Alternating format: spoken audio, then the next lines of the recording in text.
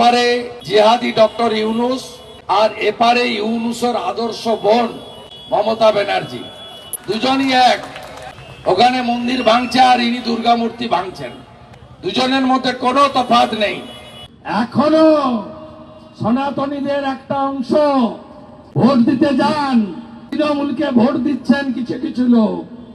আর এখানে তো আরেক দল আছে যারা প্যালেস্টাইনে বোম পড়লে বলে আমেরিকার হাত ভেঙে দাও, ইসরায়েল দূর হাঁটো। আর মিছিল বেরোয়, তোমার নাম আমার নাম ভিয়েতনাম, ভিয়েতনাম।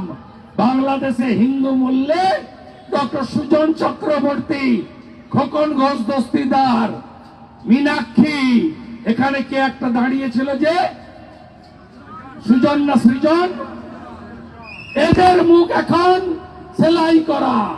তৃণমূলের সুবোধ সরকার আর সিপিএম এর বিকাশ ভট্টাচার্য গোমাংস খাবে, রাস্তায় দাঁড়িয়ে হিন্দুদের অপমান করবে আর বলবে আমরা সেকুলার।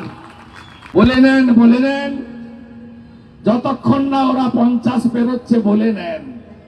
50 পেরোলে আর সেকুলার শব্দ থাকবে না। ঐক্যবদ্ধ হবেন তো? কথা দিলাম, উল্টো ঝুলিয়ে সোজা করবো উত্তরপ্রদেশের মতো।